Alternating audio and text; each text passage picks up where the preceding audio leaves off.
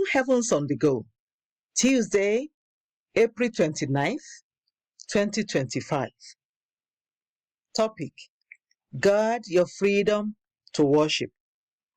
Memory verse, Psalm 124:7. Our soul is escaped as a bird out of the snare of the fowlers. The snare is broken, and we are escaped. Bible reading, Psalm 100, 1-5. Make a joyful noise unto the Lord, all ye lands. Serve the Lord with gladness. Come before his presence with singing. Know ye that the Lord, he is God. It is he that hath made us, and not we ourselves. We are his people, and the sheep of his pasture. Enter into his gates with thanksgiving, and into his courts with praise. Be thankful unto him, and bless his name. For the Lord is good, his mercy is everlasting, and his truth endureth to all generations. The message: when people are not free to worship God the way they should, it means that their souls are in captivity. For example, when God sent Moses to Pharaoh to release the Israelites, he said, "Let my people go so they can worship me." Exodus 5:1. I thank God for freedom of worship in some nations. To a large extent, in such countries, people can go to church anytime they want and worship God however they want to. In some other nations, however, the government dictates what the church should do and not do. For example, they try to force pastors to join people of the same gender in marriage. One of the RCCG pastors in a particular country was arrested because he addressed some people as ladies and gentlemen. They said it was an insult because not all of them were ladies or gentlemen. The aim of all these is to change the way Christians worship God and force them to worship him the way unbelievers want them to. Beloved, God's standard remains sure.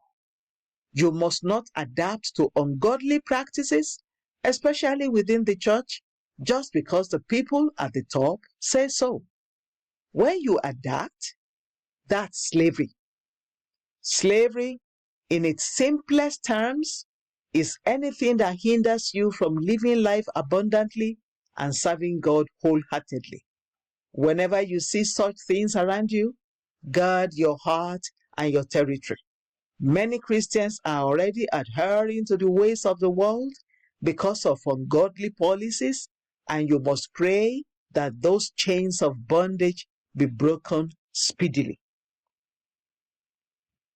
When the chain of bondage was broken in Egypt, the principal thing that Pharaoh said was, "Go and worship God the way you want." Often, policies that endanger people's souls don't appear to be evil at first. This is why we must be sober and vigilant as believers. We must be sensitive and careful about the things we permit within and around us.